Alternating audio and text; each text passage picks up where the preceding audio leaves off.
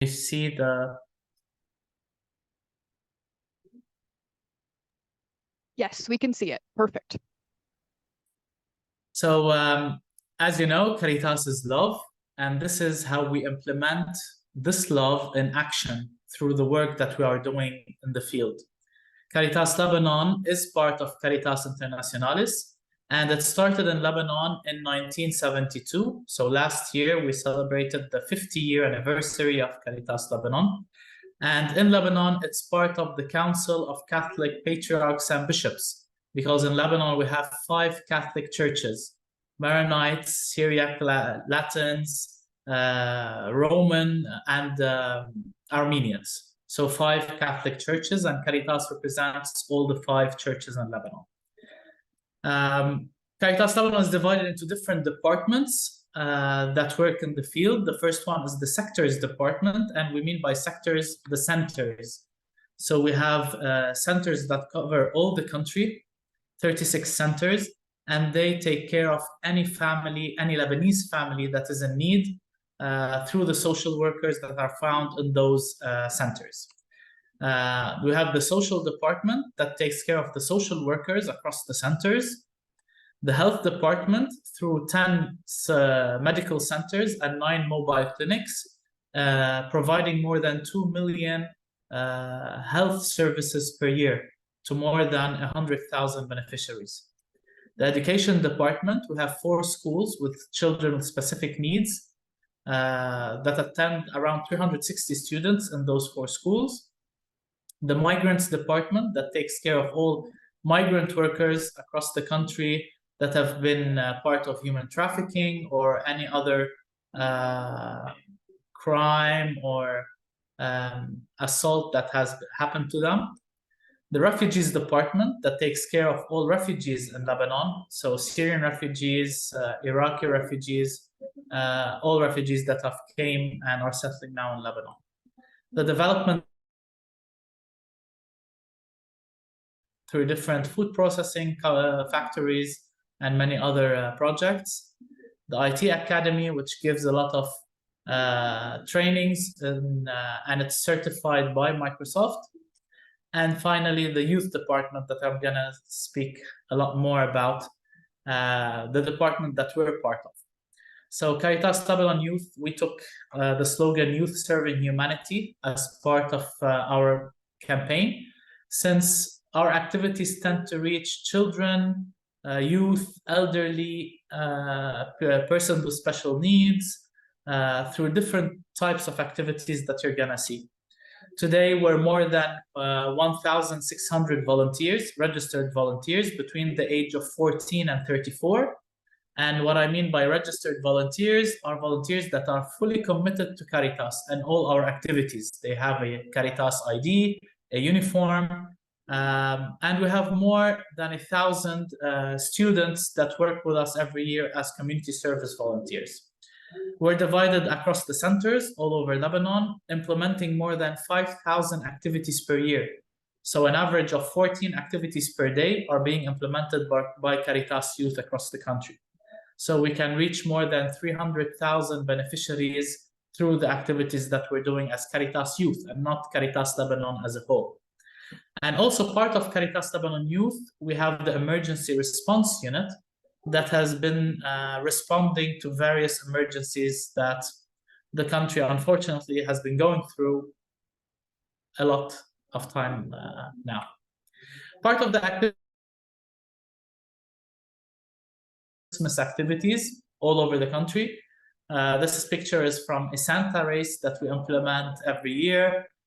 Christmas festivals, Christmas villages, recreational activities in schools and parishes, a Christmas play that goes all over the country. So different activities just for Christmas. We do a lot of recreational activities in schools and in parishes. They ask Caritas Youth to implement those activities. Summer camps, every year we have more than 20 summer camps for children. And all our services, all our activities are free of charge for children that come from poor families or families that are in need. Activities for the elderly.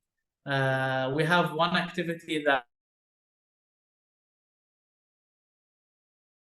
So every 4 youth have to take care of one elderly person that doesn't have anyone living next to them. So they take care of them, visit them every week, do some food, clean their home.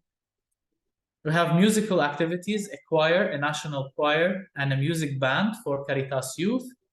Now in Christmas, it's all, the choir is fully booked. Environmental activities such as reforestation campaigns, awareness in schools,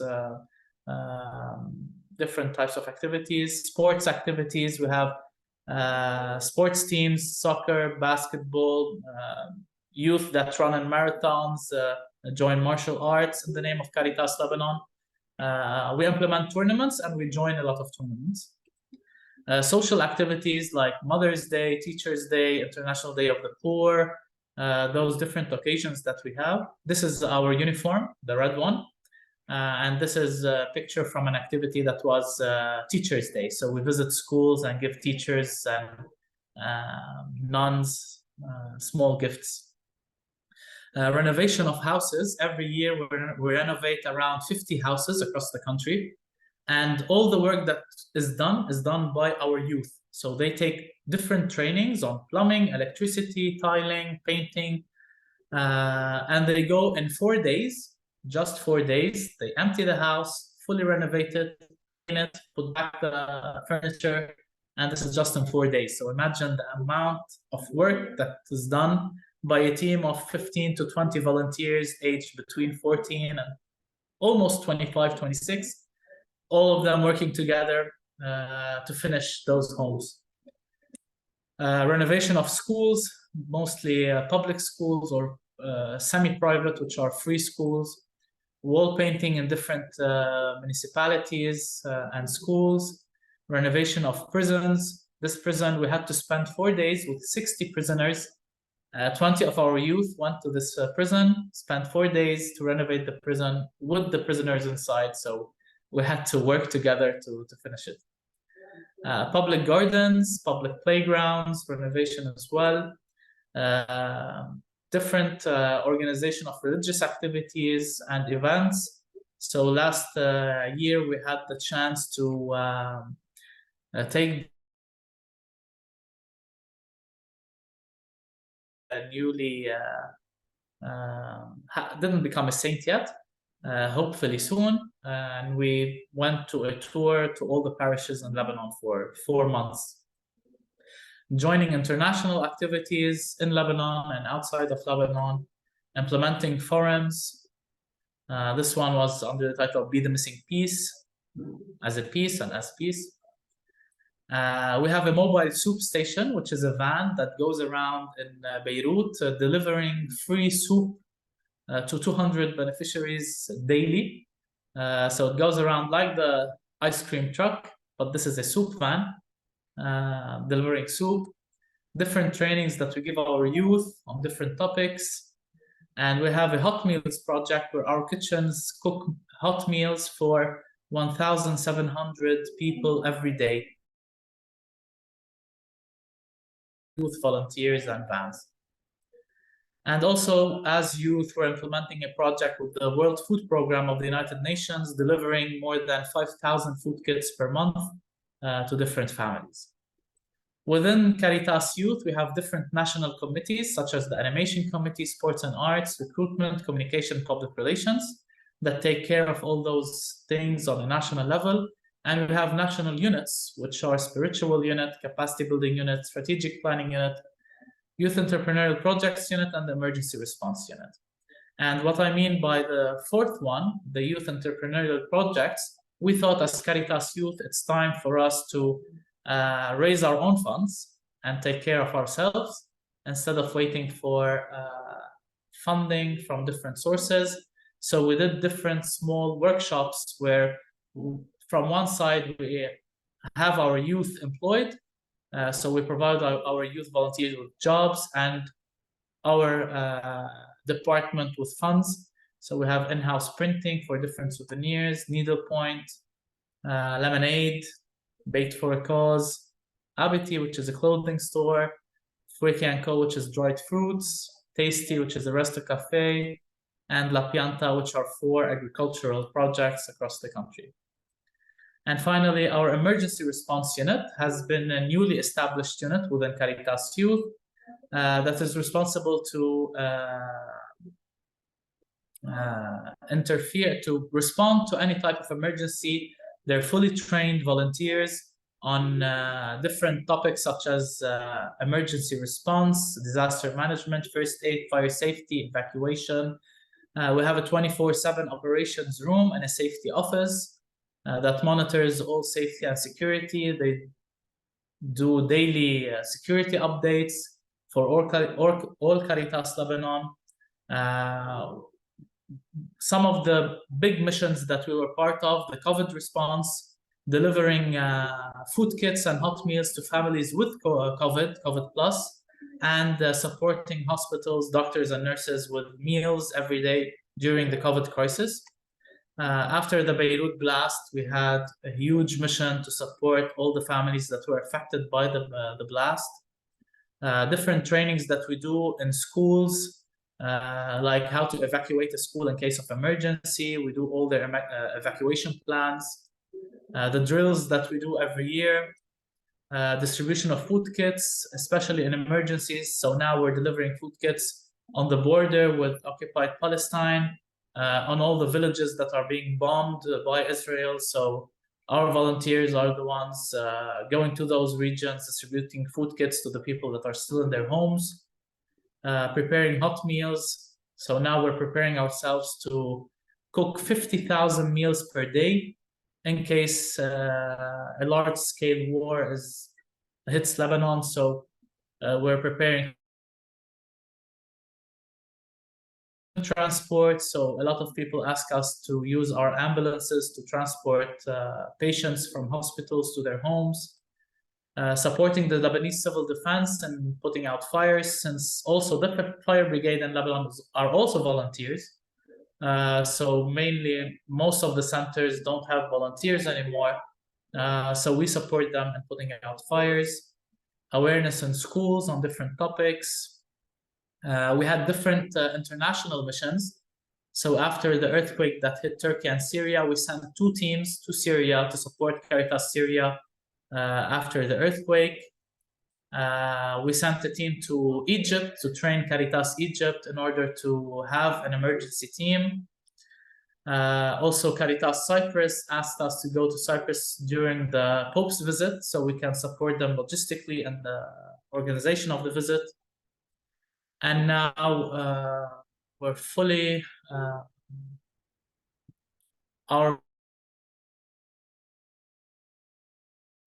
now the war, so distributing food kits, mattresses, blankets, medicine, everything that those families need.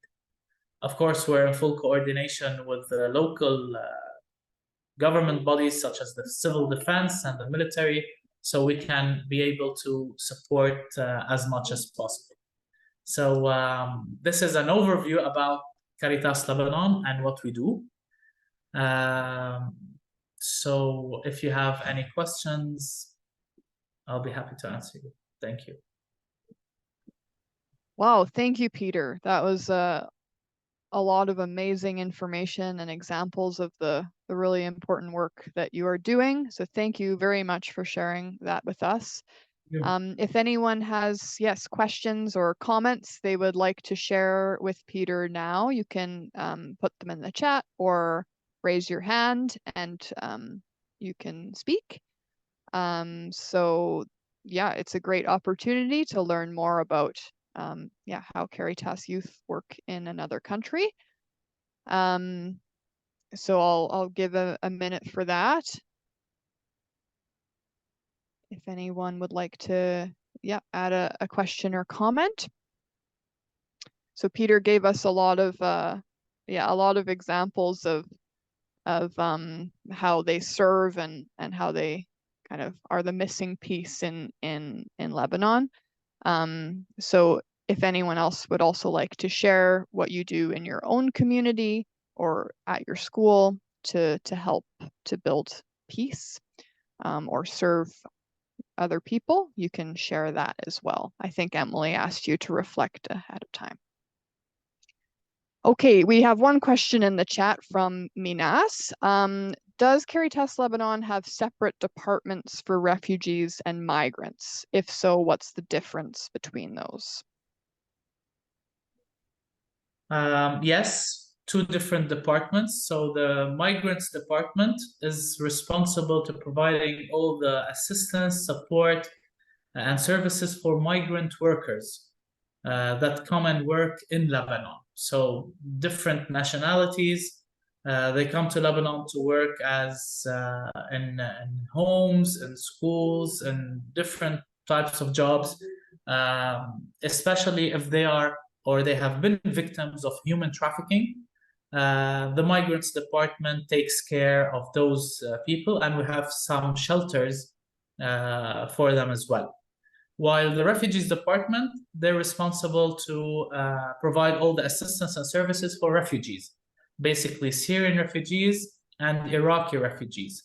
While we do not work with Palestinian refugees because the UNRWA, which is part of the United Nations, they work with the Palestinian refugees in Palestinian camps. Thank you. Yeah, and there's a question in the chat that I think I can respond to about, so Catherine asks if Caritas has local chapters where our students can volunteer similar to the projects in Lebanon. So because Caritas Internationalis is a huge umbrella confederation, there are many diverse members of this network. So while most of them, similar to Lebanon, do most of their work and projects within the country and within the region. Canada, as well as a lot of kind of European or North American members of Caritas, focus more on the international partnership side of things. So we would partner with and support Caritas organizations in the work that they're already doing within their own country. So the bishops, when they set up development and peace, set us up with an international development mandate and not within Canada charitable response mandate. So that's one kind of main difference between how development and peace works and how many other Caritas organizations work. But we are part of this network. And the way that we engage and work with young adults is very much around the education, advocacy, and fundraising work. So we hold events like this that help educate our members on kind of global injustices and what's going on in the world and our roles and responsibilities related to that. And like the badge program with DNP schools, that's a way to engage, educate ourselves, fundraise to support partners in other countries, and also engage in advocacy work, like signing petitions to enact change at the governmental level. So that's responding to Catherine. Okay, Louise asks, how do you recruit the youth volunteers? Well, basically, we have a recruitment committee within Caritas Youth. We do a lot of work with schools. And so basically, every year we go to many schools, do the recruitment campaign by doing this PowerPoint presentation to the students and check which students would like to volunteer with us as Caritas Youth. Now we're starting Caritas school clubs within schools as well, so we get students more involved in the work that we do. And Caritas is very linked to parishes, so also we have a lot of work with priests and youth groups within parishes. So a lot of youth know about Caritas, and through the different activities that we're implementing everywhere, youth are attracted to the types of activities that we're doing and they join. The main question is, why do they stay with Caritas Youth? And once they volunteer with Caritas Youth, they remain for life Caritas Youth. And this is because of the way that we work. It's a family spirit. So once they go with a youth group, any Caritas youth group anywhere in Lebanon, they live this family spirit within their group. So of course we have our different organization and different hierarchy and ranking system within the youth. But when they work in the field, it's one group. Everyone has their own say. As a group, they all decide what types of activities they would like to do, and they implement them. So we don't tell them what to do. They decide and they implement, and we just support. And this gives them the freedom of doing whatever they like, of course, reflecting the spirit of Caritas in their activities. And through this type of work, our youth volunteers get involved more and more within Caritas. So they live Caritas and not join Caritas. It's a difference. So for them, Caritas, it's a way of life, and it's not an NGO or an organization they're part of. They become Caritas, and in Lebanon now people just know us as Peter Caritas and George Caritas, and so even on phones, our mobile numbers are Peter Caritas. So it's a very small country and very small community. Everyone knows everyone, and once you become a Caritas volunteer, it's something that they feel proud of, serving the community, especially now in this situation.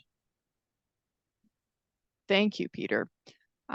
We have a question from Jen in the chat. So obviously you talked about a lot of different activities and initiatives in the youth program. So she's wondering how Caritas Lebanon and Caritas Lebanon Youth receive funding to do all those amazing things.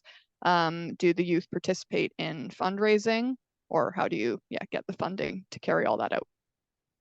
Yeah, basically there's 3 levels of funding in Caritas Youth. The local fundraising, so every group, they do their own fundraising campaigns, selling cookies, selling mugs, doing different activities with a small type of income. So this is local fundraising for their local activities. And then there's activities that are funded by the social enterprises that we have launched a couple of years ago. So those social enterprises are getting a sum of funds to the department, where we're able to fund the regional and national activities.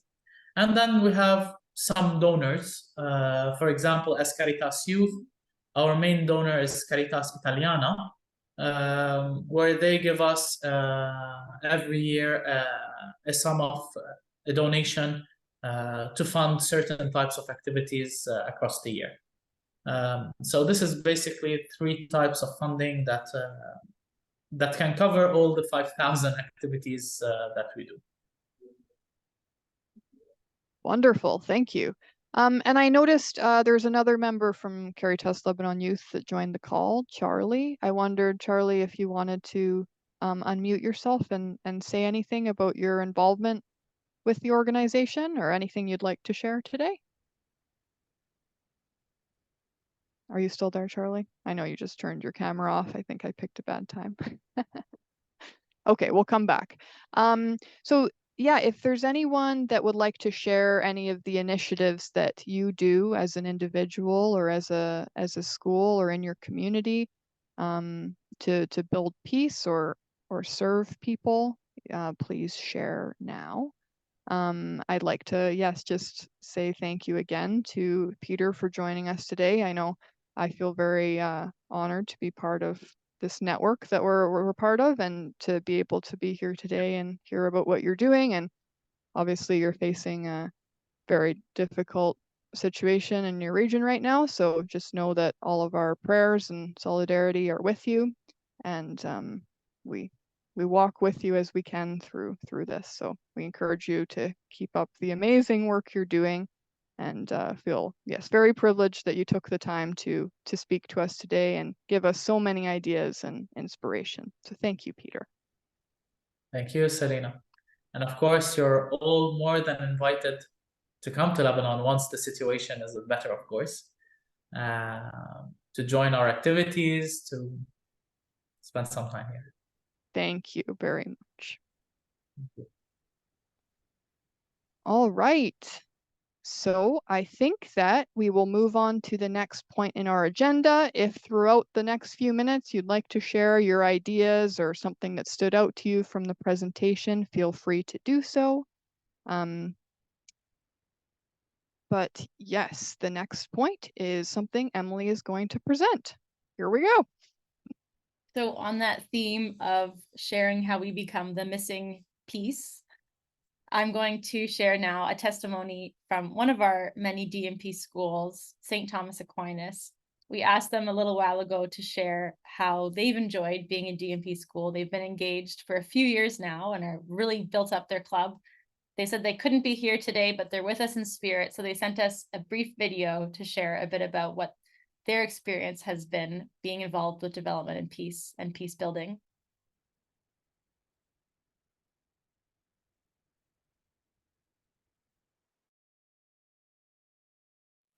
I'm McKenna Shaw, and I've also been in DNP for 2 years. Something that I love about DNP is our Think Fast initiative that we do every year. It always brings in a lot of people, and it's a really good learning experience for everyone to get to know what's going on around the world and really start to show passion for those global issues. Hi, my name is Charlie. I've been a member of Development and Peace since grade 9 when it first came to our school, and my favorite initiative we've done is probably Major Mustard. My name's Cassie, and I joined DMP about 2 years ago because it just sounded like an interesting club. And my favorite badge or initiative that we did is Major Mustard. I really enjoyed the plants and the competition that it brings in. It was a competition for our whole school. We all grew mustard plants, and I just found it bringing like the whole school community together. It was a really nice event to really have everyone learn about DMP and what our message is about, which is to help those in the global south. I'm Michaela Nolan, and I've been one of the co-leads of the Development and Peace Club at St. Thomas Aquinas for the past 3 years since it's come to our school. And my favorite initiative that we've run is the Think Fast initiative. Hey, I'm Shannon. I joined DNP to make a difference in the world, starting with our school community. And my favorite event would probably be Think Fast. Hi, my name is Kuba. I'm in grade 12. I joined DMP last year, and I really wanted to join this club just to promote some issues that are going around the world and kind of just educate others and have people learn more about our world.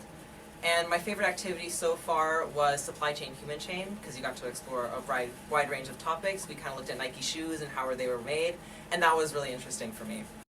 Hi, my name is Antonia. I'm in grade 9.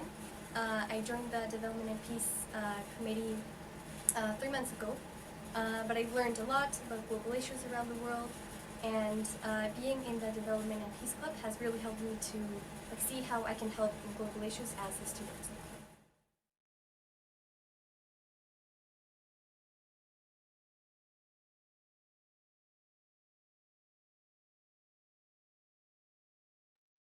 Hey. Oh, nope, it's gonna play again. I'll stop sharing for a second. So a big thank you to St. Thomas Aquinas. And if you were listening and wondering, what is Major Mustard? Then perhaps you're not as familiar as those students are with the DMP Schools program. And Major Mustard is just one of the 22 different challenges that you can complete to earn different badges through DMP Schools. I actually have some badges on my desk here in front of me. So those are the 22 different badges, and Major Mustard is a competition you can do as a school community where you plant a little mustard seed. And the idea is that even small acts, if done with great love, can grow into a big tree, can make a really big difference. It's also a really fun competition with the school community because you see whose mustard plant grows the tallest, usually over the course of Lent, but you can do it any time of year. So I encourage you to check out that badge and all the other badges at devp.org/schools, and I'll put that in the chat. But maybe now over to Selena to talk about some other ways that you can get involved beyond just DMP schools. Thank you, Emily. Yeah, so one of our other major goals for this event was really to let those older high school students know that DNP engagement doesn't have to end when you finish high school, and that we have a lot of different kinds of opportunities available for 18 to 35-year-olds. So that's my role at Development and Peace, is to engage young adults in that age bracket. So there are numerous ways to meet French and English-speaking youth from across Canada and beyond, and a lot of different ways to build up your resume related to public speaking, education, communication, and developing different kinds of expertise. So I'm just going to talk about a few opportunities at local, regional, national, and international levels that are available for older youth in the 18 to 35 bracket. So just a reminder that we are a national bilingual organization. So some of the following presentations, I'll speak a little bit in French and a little bit in English. And then we also are going to hear from a youth ambassador who was a past youth rep, and he will be speaking in French just directly after my presentation. So if you haven't picked English, if you're an English speaker and the interpretation button at the bottom, I would encourage you to do so shortly. Donc, premièrement, on a un système des représentants jeunesse régionale partout au Canada. Et voici, on a Brenda Arakaza, elle est ici sur l'appel aussi. Donc, elle est le rep jeunesse francophone au Conseil national. On a aussi Ryan, côté anglophone. Et puis, on a beaucoup des reps régionales. Geneviève Desiel, elle est sur l'appel aujourd'hui aussi. Donc, les reps jeunesse sont partout au Canada et ils jouent un rôle très important pour engager et trouver les jeunes dans leur communauté. So these youth reps will do things like movie screenings, community outreach, garbage cleanups, petition signings, meeting with their members of parliament, and much more. They also make up the Regional Youth Rep Network, who play an important role in the democratic structure of DNP. So some of those committees that Peter was mentioning in his presentation, we have very similar committees for young adults who want to be involved in the kind of decision-making or governance part of DNP as well. So if you find yourself in a new city someday, maybe you're going to school somewhere else, or you're taking a job in another city in Canada, there's very likely a youth representative responsible for that region, and also an animator staff person. We have, I think, a couple animators on the call today. Carmen, who did the opening prayer, is the animator in Alberta. And so it's a wonderful system of volunteers and staff members who are there to welcome you and get you involved in DNP locally. So every year, these youth reps gather in Montreal for a great weekend of training, skill building, getting to know each other and learning about our campaigns. Youth reps get to hear more in depth about our international programs and partnerships, our advocacy work and communications. So that's a wonderful opportunity if you are interested to get involved in that way. Some of these youth reps are also part of the Youth Advisory Committee, which plays an important role in our decision-making and prioritizing youth in the organization. We also organize and participate in different mobilizations, protests, marches. This photo is from a big mobilization that Development and Peace helped organize at Parliament Hill in Ottawa, where youth and members of DNP from all over Canada joined and gathered to advocate for fairer laws. So I know you have a petition magician badge, and sometimes those petitions are associated with big gatherings at Parliament Hill or in cities around the country. We also regularly receive solidarity visitors. So from different partner organizations, they'll come and visit and travel around Canada a bit and talk about kind of how DNP funds or advocacy work impacts their work and organizations. So this is a photo from when Rami came to Atlantic Canada last year or earlier this year. And yeah, it's a wonderful opportunity to learn more about our partners. We also have national travel and engagement opportunities. This is from a youth retreat we had after our big orientation assembly in Halifax. So engaged youth members of DNP would be invited to attend national events like that. And then internationally, of course, we're also part of different networks. So one network we're part of is called CIDSE, which is mostly a European international solidarity kind of network. So you can see some listed members of it there, some in different countries that work on justice and advocacy, similar to what Development and Peace does in Canada. And they often hold international youth camps related to sustainability and ecological justice. So if you're interested in the environment, CIDSE often has kind of youth opportunities related to that. Nous sommes aussi Caritas Canada, comme j'ai déjà expliqué. Donc oui, nous sommes le membre canadien de Caritas Internationalis. Donc le dernier grand assemblée générale de Caritas était à Rome l'année dernière et ils ont invité plusieurs délégués jeunesse de partout dans le monde, incluant les jeunes employés, mais les jeunes bénévoles aussi de développement et paix et plusieurs d'autres organizations. A big bonus to this meeting we had in Rome was that we got to meet the Pope. So you never know if you stay involved in development and peace as a young adult, opportunities like that do come up. We also have often organized youth solidarity tours. The last one was to Zambia, and that included 8 young adults, Francophone and Anglophone, from across Canada. So we certainly plan to offer similar international opportunities in the future. And that's really an opportunity for young Canadians to spend some time kind of walking with partners in another country, learning from them, hearing their stories, and certainly gaining a better understanding of why we're doing the work that we do in Canada and the importance of our fundraising, our education, and our advocacy work. And finally, just last month, we relaunched something called the Youth Ambassador Program. So everything I've been speaking about up to this point is kind of different opportunities for volunteers, but we're very happy to be able to have hired 4 young adults, one for each big region of Canada. So we have Ivana in the West, Marina in Ontario. I think Marina might be on the call. You can wave if you are, Marina. Adrienne for... Hello. I have a problem with my webcam, sorry. Oh, that's okay. Glad you're here.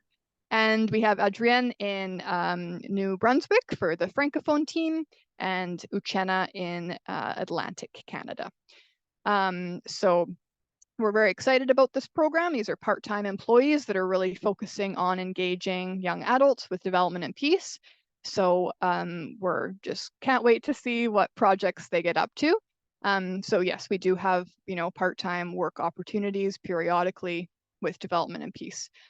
And so maintenant, je voudrais inviter Adrienne Gaillap de prendre la parole. Je suis très heureuse de vous présenter Adrienne. Il est donc l'ambassadeur jeunesse au Nouveau-Brunswick et il était l'ancien représentant jeunesse au Nouveau-Brunswick aussi. Donc, il a assisté à l'Assemblée jeunesse l'année passée. Et il va nous parler un peu de son expérience en tant que rep jeunesse bénévole, mais aussi en tant qu'ambassadeur jeunesse nouvellement embauché. Donc, à toi, Adrienne, si tu es là.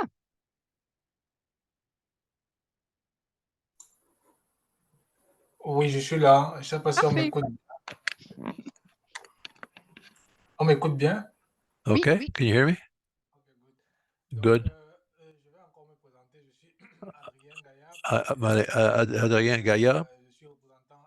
I was representative, youth rep in New Brunswick before, and ambassador, youth ambassador of development and peace for New Brunswick. So the adventure started 1 year ago, and it was a strong moment for me because through development and peace, I managed to bring together the issues that I held closely in terms of development and what we see in the world. So I've met Nicolas at the end of a meeting where he asked me if I wanted to. He asked me if I would want to participate to activities for young people to defend. I said, why not?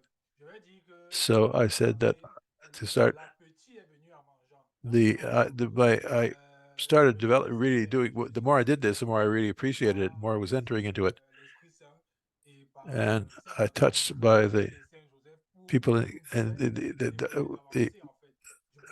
I did not always understand exactly what was going on, but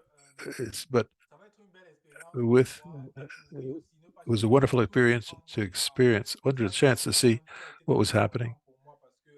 And when I come to the youth assembly, I didn't know much development and peace. I don't know exactly what we have to do and all that. And during that weekend, I met Selina. I met a lot of other people who have at heart to be able to have to see where development and peace is going. And one of the things that really drew me in this,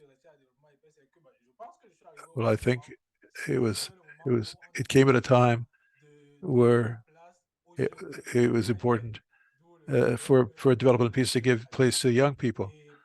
And so during that weekend, we talked about the youth program, ambassador youth program, and it was very important for me to see that I'm in an organization where place is given. We have a special place for the young people. Yes, I'd only been there over a short time, but I couldn't neglect the other dimension, and that's where another detail I have to give you. There was a friend of mine, and I discovered with this other person to have work with me. So I was able to develop a friendship together with another person. When I came to New Brunswick, we had a lot of activities that followed with the diocese. We had a meeting for the launching of the year campaign on hope. So I worked with this. The first meeting we discussed on how young people could participate in the campaign in the parishes. And one thing that struck me, is something that's very important in development and peace. We had the support of the bishop there.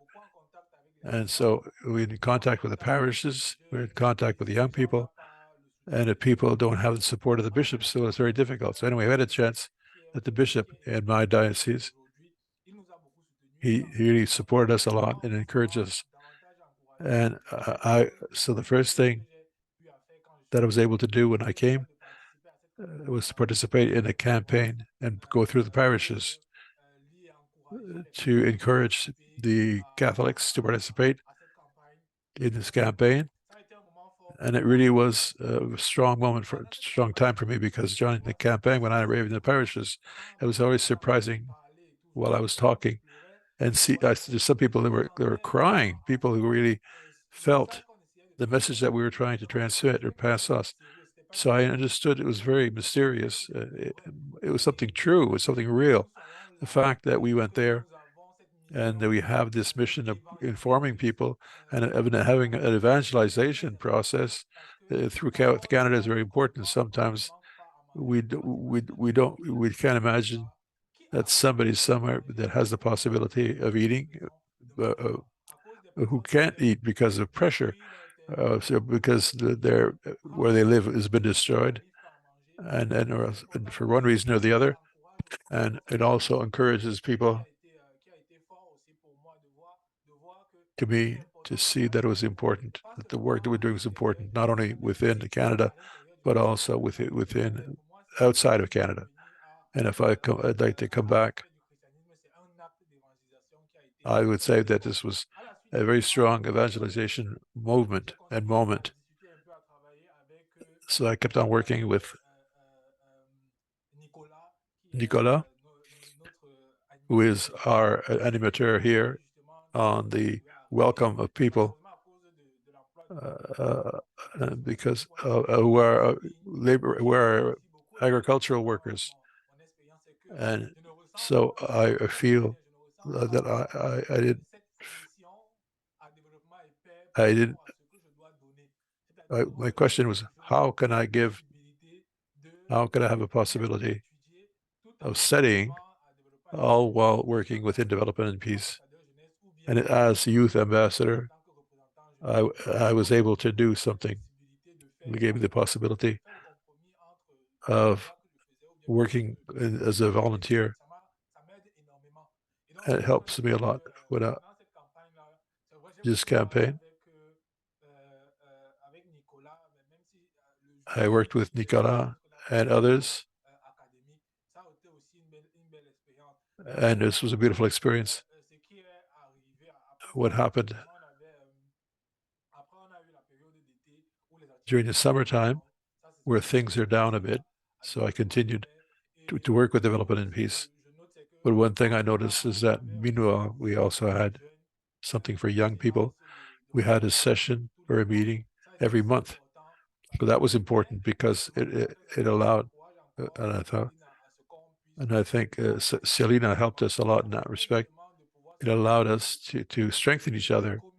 The fact of communicating with people, the youth representatives of other regions, these allows us to see what others think, and is this something that I can pick up again myself here, or is this something that I can readopt? And I think is very important. So this communication we have among the young people.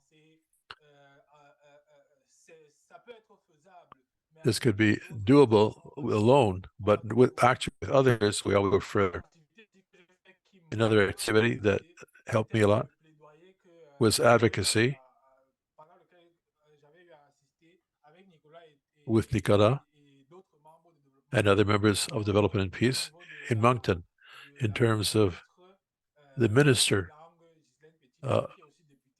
of our deputy, and we gave 800 signatures of petitions concerning the impact that the Canadians had abroad, and plus the networking, but the fact of a meeting, talking about the cause, and because this minister was really touched also. So I remembered when she came, when we talked in my office, this was something important. So the work we're doing is not just work to be neglected, it's a conscientization, and that's very important because everybody does not have the capacity of being aware of what's going on, and it's our work to inform people.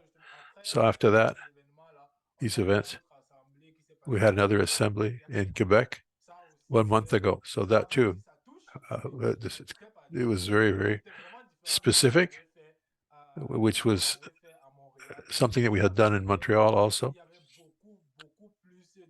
But there were much more communications. We had much more details on development and peace. But the thing I'd like to just underline here is,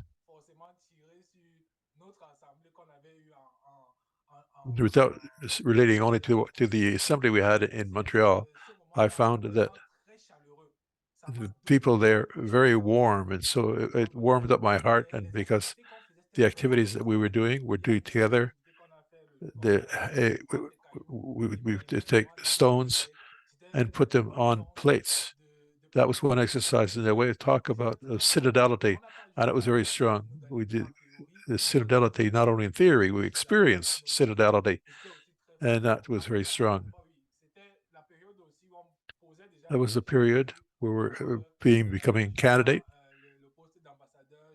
for the position of youth ambassador, and I already had decided to talk about with Nicolas, and he encouraged me. So finally I opted for this position. If you become an ambassador, youth ambassador, it would be good. But nevertheless, I was still doing something with development and peace. I didn't enter to be youth ambassador, but I really to be able to offer my little bit, little contribution. So thank God I finally was chosen as youth ambassador, and it's very demanding because in terms of formation, the people started with my studies, but the program allows me to understand more fully in depth what development and peace is all about, in its structure, in its ways of communicating,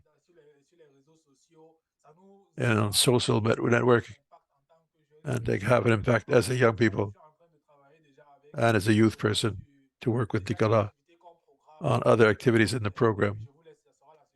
But it's always a surprise to see how we can plan another year of activities. As long as I can, I'll be anxious to do so. If I conclude, in my intervention is that my experience with development peace is very positive because I became aware that development and peace is not just a name. We do a lot of practical things. We do a lot of effort, not just to talk about things, but to live what we talk about.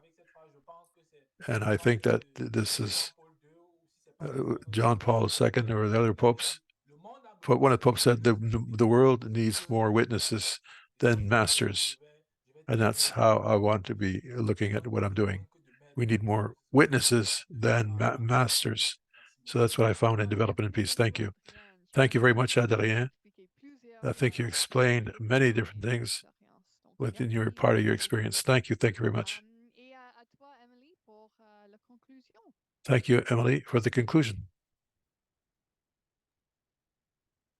So I just want to give a final thank you to everyone who came here today to be with us. It's kind of a neat thing that we have people who have been with DMP maybe as early as just a couple weeks, or maybe got this invite from somebody saying, hey, check this out, all the way to people who are, maybe getting more involved and have gone from being a volunteer to now a part-time staffer. There's people like myself, and I know Selena, who were members of the youth movement ages ago and now get to call our passion our full-time job, which is really, really exciting. So we hope that for those of you we're seeing on the call today, we'll be seeing you again, either two-dimensionally on another Zoom, or maybe at a staff meeting, depending on how your role continues to grow, or maybe on a solidarity tour or at a big event somewhere else in Canada. There's so many opportunities for us to keep connecting, and I'm so grateful that you keep showing up to DMP events and being that missing piece that we want to see in the world. So thanks again to Peter for joining us from Caritas Lebanon, and I wish you all a joyful and blessed Advent and Christmas season.